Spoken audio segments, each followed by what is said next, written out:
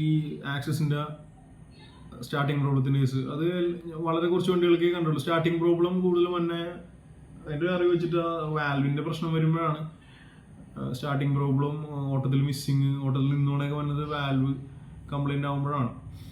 അപ്പോൾ അങ്ങനെ പ്രശ്നം കൊണ്ടാണെങ്കിൽ ഒന്ന് ഷോറൂമിൽ കാണിക്കുക, അല്ലെങ്കിൽ നിങ്ങൾക്ക് പരിചയമുള്ള മെക്കാനിക് ഉണ്ടെങ്കിൽ അവരൊന്ന് കാണിക്കും. അപ്പോഴത് ക്ലിയർ ആവും. അല്ലാണ്ട് വെച്ചുകൊണ്ടിരുന്നിട്ട് നമ്മുടെ വീഡിയോയുടെ കമൻറ്റ് ചെയ്തിട്ട് കാര്യമില്ല, പ്രശ്നം മാറില്ല. നിങ്ങൾ കൊണ്ട് സർവീസ് സെൻ്ററിൽ കാണിക്കേണ്ടി വരും.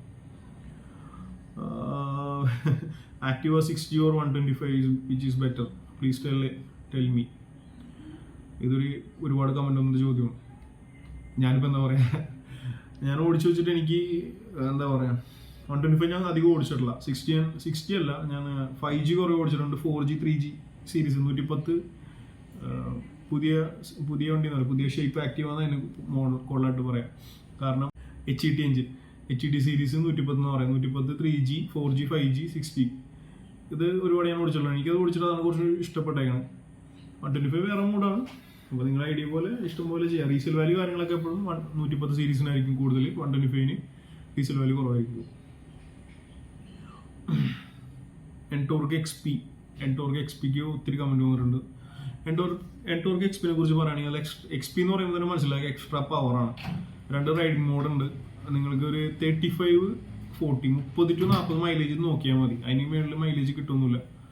അപ്പോൾ താല്പര്യമുള്ള ആൾക്കാർ, ആവശ്യമുള്ള ആൾക്കാർ മാത്രം വണ്ടി എടുക്കുക കേട്ടോ. ആവശ്യമില്ലാത്ത ആൾക്കാരെ വണ്ടി എടുക്കണ്ടേ. അതിൻ്റെ പർപ്പസ് തന്നെ പവറായിട്ട് വണ്ടി ഓടിച്ചു നടക്കുക എന്നുള്ളതിനാണ്. അപ്പോൾ അതിന് ഒരുപാട് ടെക്നോളജിക്കലി അഡ്വാൻസ്ഡ് ആയിട്ടുള്ള വണ്ടിയാണ്. അപ്പോൾ അതും കൂടി മനസ്സിലാക്കുക. തൊട്ട് പല ഷോറൂമിലും പല സ്ഥലത്തെയും വില എത്രയാണെന്നൊക്കെ ചോദിക്കുന്നത്. ഞാനിവിടെ നോർത്ത് പറവൂർ ഇരുന്നിട്ട് ഞാൻ എങ്ങനെ നിങ്ങൾ അടുത്തുള്ള ഷോറൂമിൻ്റെ വില അറിയാനാണ്. ഞാനിവിടെ പറവൂർ ഷോറൂമിൻ്റെ എല്ലാം കോൺടാക്ട് നമ്പർ മിക്ക വീഡിയോയിലും ആഡ് ചെയ്യാറുണ്ട്. നിങ്ങളുടെ നിയറസ്റ്റ് ഷോറൂമിലെ വില വ്യത്യാസമാണ്. കാരണം അങ്ങനെ ചെറിയ ഡിഫറൻസ് വരും വിലയിൽ. അതൊന്നില്ലെങ്കിൽ ഗൂഗിളിൽ തപ്പി അവരുടെ കോൺടാക്ട് നമ്പർ എടുത്തിട്ട് വിളിച്ച് ചോദിക്കുക, അല്ലെങ്കിൽ ഷോറൂമിൽ പോയി കോൺടാക്ട് ചെയ്ത് ചോദിക്കുക. അല്ലാണ്ട് എനിക്ക് ഇവിടെ ഇരുന്നിട്ട് നമ്പർ എടുത്ത് പറയാനൊന്നും നടക്കണ കേസല്ല. ആക്റ്റീവ 110 ആണ്, അതായത് 65G സീരീസ് ആണ്. അതുപോലെ തന്നെ 125 ആണ് മൈലേജ് കൂടുതൽ ഉപയോഗിക്കുന്നുണ്ട്. അത് 110 സീരീസ് ആയിരിക്കും. കൂടുതൽ ഡീറ്റെയിൽ ആയിട്ട് അറിയണമെങ്കിൽ ഷോറൂമിൽ തന്നെ കോൺടാക്ട് ചെയ്യേണ്ടി വരും. 125 സീരീസിനേക്കാൾ കുറച്ചുകൂടി 110 സീരീസിനായിരിക്കും മൈലേജ് കിട്ടുക. എന്നാൽ വലിയ ഡിഫറൻസ് ഒന്നുമല്ല, 4 കിലോമീറ്റർ 3 കിലോമീറ്റർ വ്യത്യാസം ഉണ്ടാവുള്ളൂ. നിങ്ങൾക്ക് ഇഷ്ടമുള്ള വണ്ടി എടുക്കുക. TVS സ്കൂട്ടറിന് ബിൽഡ് ക്വാളിറ്റി കുറവാണെന്ന് ഒരുപാട് കമൻറ്റ് വന്നിട്ടുണ്ട്. പഴയ TVS നിങ്ങൾ വിഗോ, സ്കൂട്ടി പെപ്പൊക്കെ യൂസ് ചെയ്തിട്ട് ആൾക്കാരാണെങ്കിൽ നിങ്ങൾക്ക് മനസ്സിലാവും. പുതിയ ജനറേഷൻ 2024, 23, 22 വണ്ടിയൊക്കെ ഫാർ ബെറ്റർ ക്വാളിറ്റിയാണ്. എക്സ്ട്രീംലി ഒരു ക്വാളിറ്റി ഇമ്പ്രൂവ് ചെയ്തേക്കാണ്. ഒരിക്കലും ക്വാളിറ്റി കുറഞ്ഞിട്ടില്ല. ക്വാളിറ്റി എല്ലാം കൂടിയിട്ടുണ്ട്. യാതൊരു വ്യത്യാസമൊന്നുമില്ല. നല്ല ക്വാളിറ്റിയാണ്. ഇപ്പോൾ പുതിയതായിട്ട് പഴയതിനേക്കാളും ക്വാളിറ്റി കൂടുതലാണെന്ന് എനിക്ക് പറയാൻ പറ്റുള്ളൂ. വേറെ